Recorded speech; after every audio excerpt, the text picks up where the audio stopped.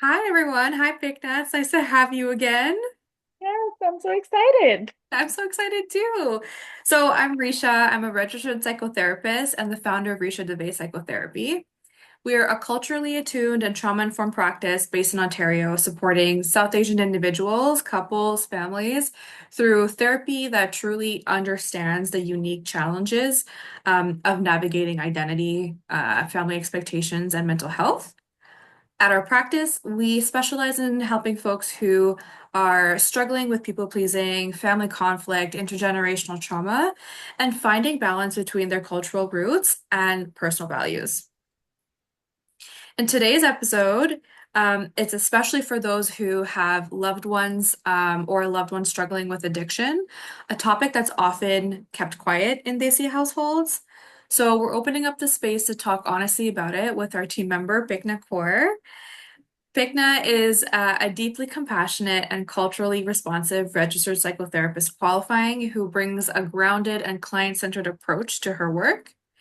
Her areas of focus include supporting loved ones of individuals with addiction, navigating immigration challenges, and fostering self-identity and belonging, particularly within South Asian contexts. Her work is rooted in creating a safe and non-judgmental space where clients can feel seen, heard, and supported as they explore their emotions, patterns, and healing. Her warm, intuitive presence makes her an incredible support for anyone looking to unpack intergenerational wounds and build healthier relationships with themselves and others. So thank you. I'm so excited to have you today.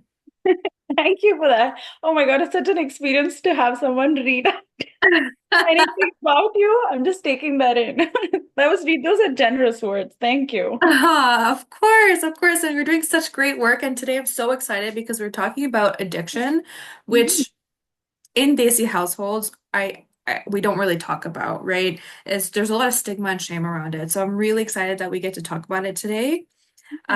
So I'm curious about it because since we don't talk about it, I Mhm. think it would be really helpful to kind of get to know how it might show up in brown households, for example, and maybe what supports are out there as well.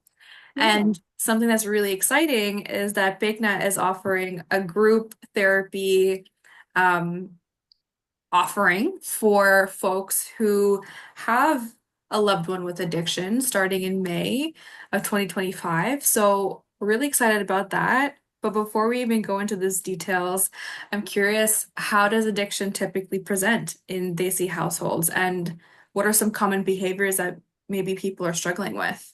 Mhm.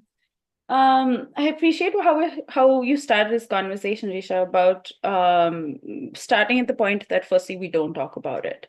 There's almost like a representation that I've seen both as an immigrant, like I've seen that experience both in India and I see that experience here as well. That there's either there's no consumption of any substance, and let me just loosely talk about alcohol here, just to take that as a Yeah. starting point. Either there's like no conversation, nothing, it's bad, it's shameful, it's immoral, there's that, or there's a loose relationship with alcohol. And I've seen a sense of struggle with addiction in both of the places, or with substances in both of those places. And in both situations, we don't talk about it. We don't. Um, so I appreciate that we're starting that as the starting point. So it's very layered when you think about addiction in a South Asian household. When you see from the outside, as a family, I'm just assuming that this is a case of a family. There's so much of struggle to keep everything within the family because Mhm. firstly, there's so much shame attached to it. There is so much. If I there are words that's like, Arey, that person's a shrubby, he's a drunkard, Mhm. or their jersey or their stuff. There are Mhm. these words which carry so much weight. Even Yeah. when I say it right now, I can feel that weight. Yeah. If you even think about there's someone in your family who's struggling with any kind of use, you have to keep it so contained inside because you don't want any shame on that person or your family. There's so much honor Mhm. attached to that. So it's very layered to understand from the outside. It's often not visible until it really reaches a place where there's so much harm happening that now you can see it. So yeah, when you think about how it shows up in a family, it's complex. It's difficult to understand. It can be difficult if it's a house where, for example, there are parents that are controlling in a sense and they don't have that relationship with their child, and the child, it's very, you're very used to the child doing the thing on their own or being rebellious, or maybe they're drinking or using because they're just always rebellious. Yeah. He or she are just always like that. That's just their nature. So it's very difficult to catch it there. If Mm. there is a household, which I have seen because of the substance with alcohol in the Punjabi community, there is already a use of alcohol, which is very common, then it's difficult to understand if someone else is using alcohol that crosses that line and it feels harmful versus where it feels that it's really being used as a way of recreation. So it's again, it's so layered and it's so tricky to understand that because A, we don't talk about it, we don't know Mm. much about it, we don't know whether what is a healthy relationship and what is an escape with alcohol. Yeah. If there is any way a system in the house where there's not a lot of communication in the family system because of other things that South Asian communities have, like patriarchy Mm. and so many other things, it's difficult to understand again, how do you communicate around this piece of alcohol? So it's very layered, it's very complex. It's really going to depend on what the situation is. Yeah, those are a few of my thoughts. Hmm. I really appreciate the fact that like we just don't know until it's Yeah. too late. Because it Oh, is my God. hidden, right? A lot of the times because it's so stigmatized and so normalized, right? Like you see your parent drinking every day, and so it's Mhm. just a normal thing that is just part of like they're Yeah. decompressing right Yeah. after a long day of work. But then where we see the issues, especially like it's let's say men, especially or cis men in the Indian culture, is that we're not taught how to talk about our feelings. We're not taught how to be vulnerable or to have any like healthier coping mechanisms. So we E- reach for the bottle. That's one Exactly. way that we can either numb it out or let some stuff out, right? That's the only time it feels okay. Exactly. Um, and that it's mostly hidden, that nobody, unless you're in the immediate nuclear family and you're living in the house, people Yes. just don't know. People don't know that it's happening. Exactly, exactly. Again, Mhm. it's so interesting that we don't have context on probably what is, again, in this conversation, just talking about alcohol, what is healthy and unhealthy drinking. We don't have context on what healthy communication can look like to be able to communicate that. And then there's a lot of shame attached to it. So Mhm. everything stays inside, hidden, pushed inside. Yeah. And often the small family or whoever's involved in that circle, Mm. it's a lot to go through Yeah, for both the absolutely. individual and everyone else. Um, and it is an extremely isolating experience for both the individual who's struggling with that and the family, especially in our South Asian context, where again we want to project, all of us want to project that we're either the perfect couple, the perfect family, the perfect person, whatever that means in our understanding. But we have that. There's something about we want to project that. So Yeah. have to keep it like really put together in that sense. And it's a Mm-hmm. lot. Mm-hmm. And Mm-hmm. sadly, um, what happens in that space is that reinforcement, both for the individual and the individual in the family, sadly just reinforces that whole behavior with alcohol and the patterns that happen in the family that continue to enable that struggle with addiction even Yeah. more. Yeah. So in a sense, more that we try to, it's almost like you're trying to grip sand. The more Mm. it, the more it sadly just keeps on escaping. So, Yeah. yeah. Yeah. And we kind of touched on this already, but I'm curious if there's any other like cultural factors that contribute to the silence or like the stigma around addiction in South Asian families. Yeah, definitely there's shame and there's honor and Mm. there's something about like the word izzat is Mm. so commonly there in our understanding. Um And if there's shame, or if there's anything that's going to happen to that, we keep that away, and that of course adds to it, as we spoke about it. The other thing, again, I'm just reinforcing what I said earlier, is that idea that we put a lot of pressure on ourselves. We want to Yeah. project as if we're just fine, and we have a grip on life in the way that people expect us to have. That's another reason. Another thing that I feel like can really does reinforce, and just based on history and like the recorded research or experiences, is that there is more tending, there is, what's the right word? There is a bend of cis men stepping into more use of substances. And also, we understand that these are men who are not brought up to talk about their feelings. There's not a lot Right. of space. There's not vocabulary. There's not even a cognitive understanding of how that works. Like, Mhm. what does that mean? You say the words, talk about your feelings, but what is that? What's a lived experience of that? Mhm. So when all of that, and I would kind of bracket that under patriarchy, when all of that is happening, we know that that is what is contributing to that. So definitely the be it whatever patriarchy has as expectation on men, or not being able to share their feelings, or not being able to step away from the idea of what they have to be a man, all do add to that. And we do have an understanding that the South Asian diaspora tends to have a strong understanding, or a strong lean towards patriarchy. So I think, yeah, all of these factors really add to that relationship with alcohol that we see cis men having. Mhm. Mhm. Any other substance? I keep going back to that research article that we went through about toxic masculinity in South Asian culture and in our households and our families, is Yeah. that like even moving here, so immigrating to a different country, so let's say moving from India to Canada, um, people sometimes have spent their life savings or their parents' life savings to come here for a better life or like more opportunities. Hmm. And right now, it's just not the time. It is not the time. It is not like Canada. Immigration, I guess, or the immigrant experience, I think, is very different now than it was for my parents, for example, 30 years ago. So different. And so now 100. there's all these expectations, Yeah, and people are maybe not getting the jobs they want. Canada as like a racist, yeah, just being a racist country and like having racist systems in place, don't offer like credentials 100%. for their masters or their PhDs, right? Yeah, So now they're stuck here doing like Uber or taxis or whatever it might be, right? But they have like a master's in engineering or a doctorate, right? Like, and yeah, so that already can bring in so much shame and like your ego. I yeah, can imagine how much that would hurt the ego. yeah, And yeah, then to go back and say, it's yeah, not working out, but we spent our life savings yeah, and now we're in more debt, yeah, make things work.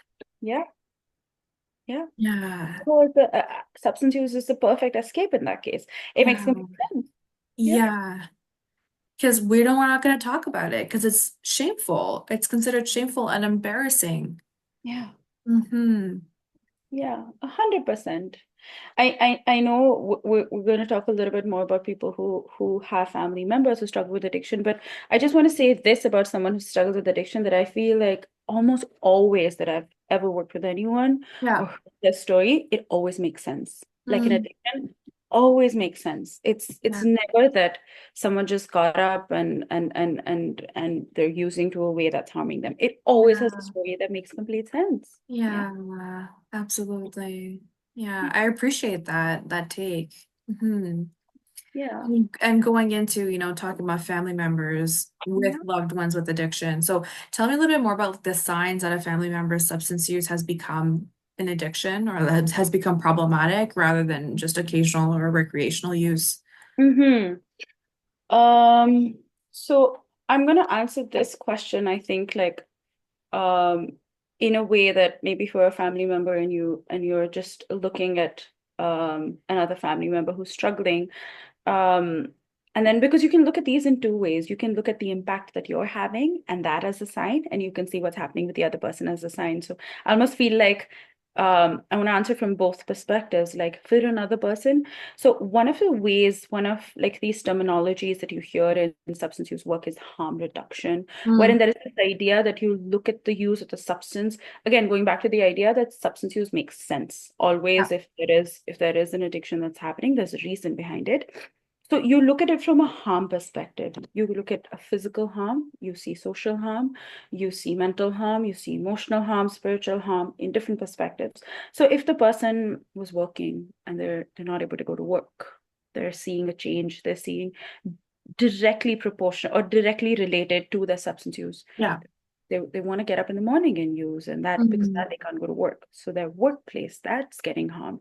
If they're having physical body issues or losing weight or putting on weight, or they Mhm. have some other issue coming up, they have struggled with their liver or something on their skin, something's coming up that you can see. If they're isolating, Mhm. social harm, that's a very big one. If they're Mhm. isolating, they're using in isolation, they're Yeah. not talking as much, they're not as regulated. That's one Mm. thing.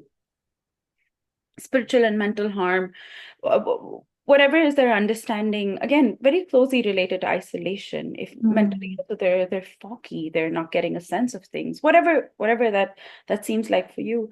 When you see these changes and these pieces, that can be a sign. Of course, we Mhm. we often relate a sign to be like the substance itself. Okay, they were drinking this much, now they're drinking this much, or they were consuming this much. Right. That's it's very like substance use Mhm. is because of the substance, but it can be much more than that. You can Mhm. see it in many ways. So that's one way of looking at it. And then I also say, because we're talking here about someone who's a caregiver for Mm. struggling with addiction, you also see the impact on yourself. That's a Yeah. sign as well. You're seeing yourself getting isolated. Maybe you're a child and now you're not going out for social events because you feel scared someone will come home and they will see something. You don't want that. So you're seeing yourself distance out. You're feeling yourself being always tired because there's constant uncertainty about what's going to happen. Mhm. There's so much of impact on you that can also be a sign Mhm. of that, Mhm. as a sign of someone struggling or the house is struggling with Mhm. addiction. Mhm. So, yeah, Yeah.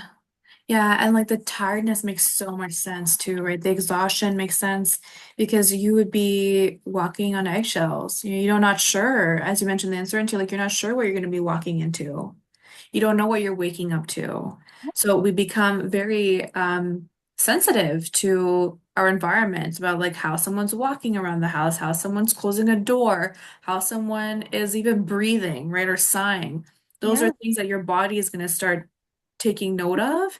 Mhm. And because of that, now your body is hyper aware Yeah. and it's like in the flight or fight response. So you're not going to get the same kind of rest that you would otherwise. Not at all. Not at all. Hmm. I think another thing that I heard somewhere that I think really made sense to me was that when especially if there's been used for a while in a Yeah. family, especially, or in a really close relationship. Like friends can have definitely impact, but there's a sense of physical distance that you have with friendship that's different when you're in that physical setting with someone. What that looks like is when there's repeated use, a sense of normalcy of that space shifts. It becomes a little wonky for you.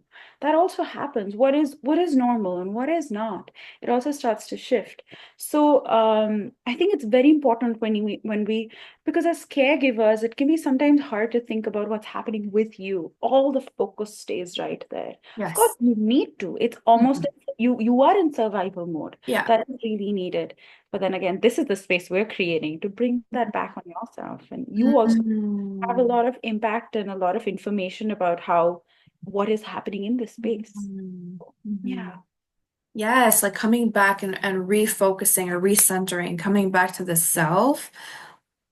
That's going to be really hard too, right? I can imagine it's really hard for someone who is seeing their loved one struggling and you're feeling so out of control that it makes sense that we're looking outwards and seeing how can we help? How can we do something different? How can we change the situation or solve the problem?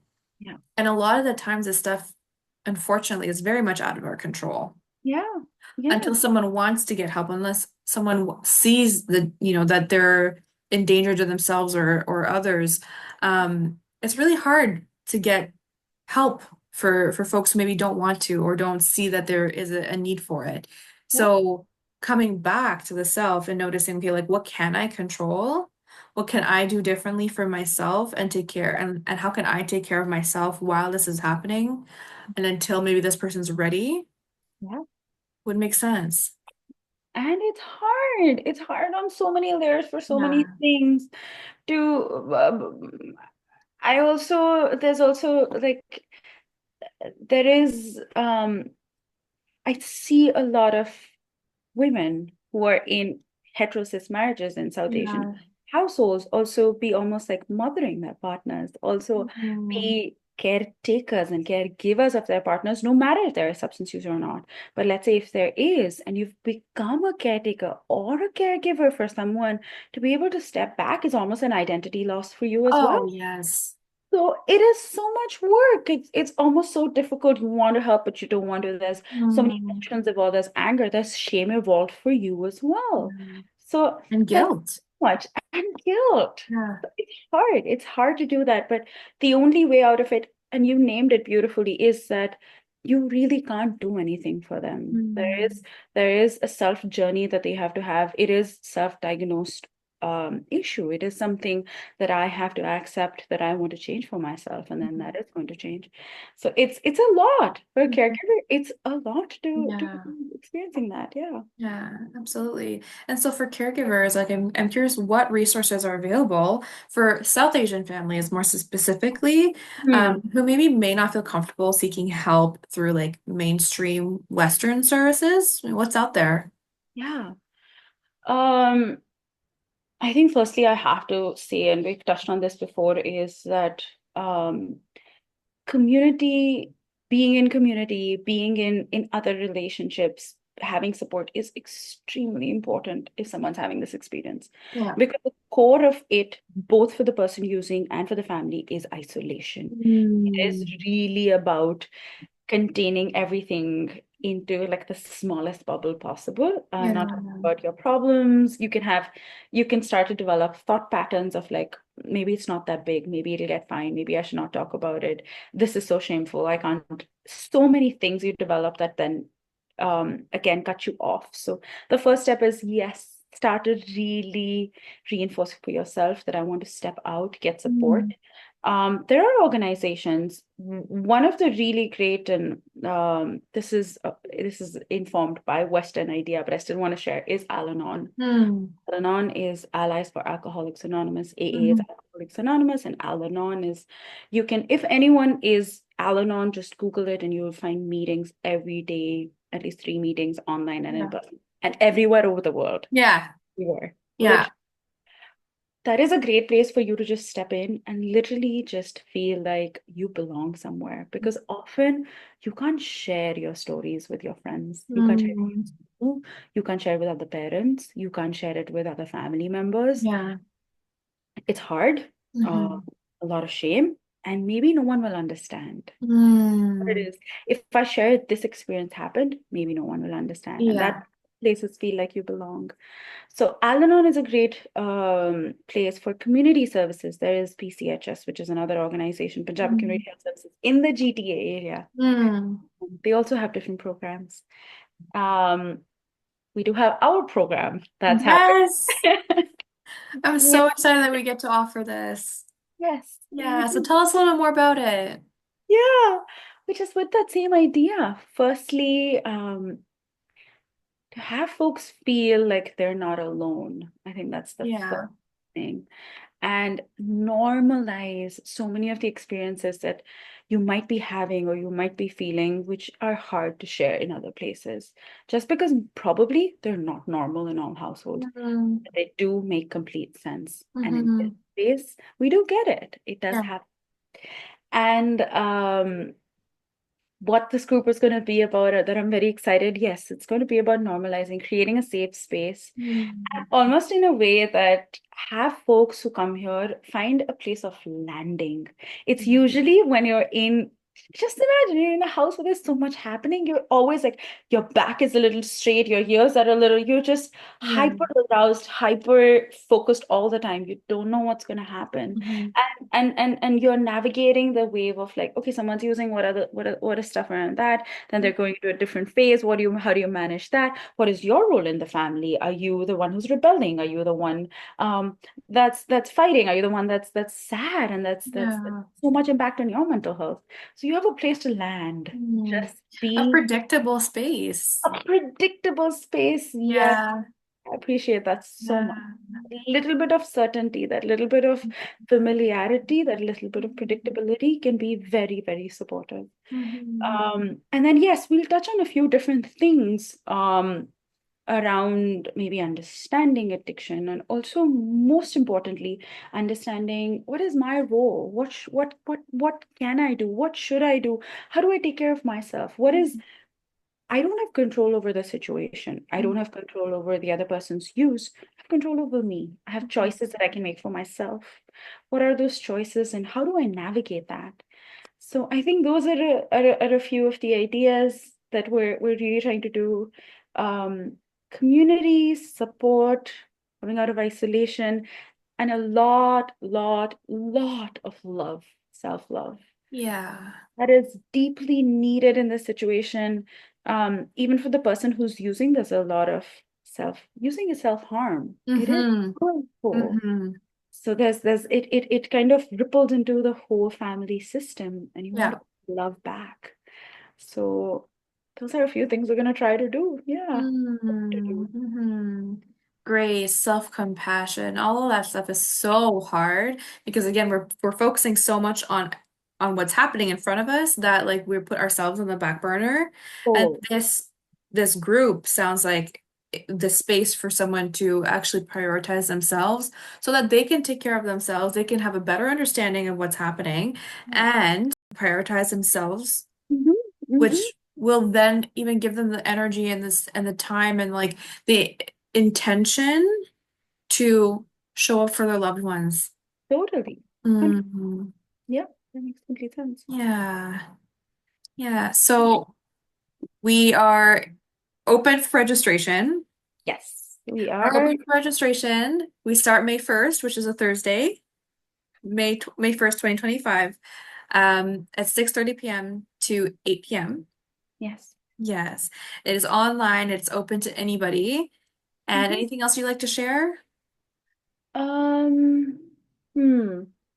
I think the only thing I'd say, anyone who's kind of maybe listening to this or imagining or knows anyone who's struggling, is that it's kind of hard to really reach out for support. Mm. It is really hard. It's almost like you're taking a risk in any way. Mhm. Even any kind of stories that you share in such a situation that you're having in isolation and you're trying to share is a risk. So Yeah. if that is the case, I'd just invite folks that we're really gonna hope to create a space where it feels safe enough for you to take this risk, because it's a risk nonetheless.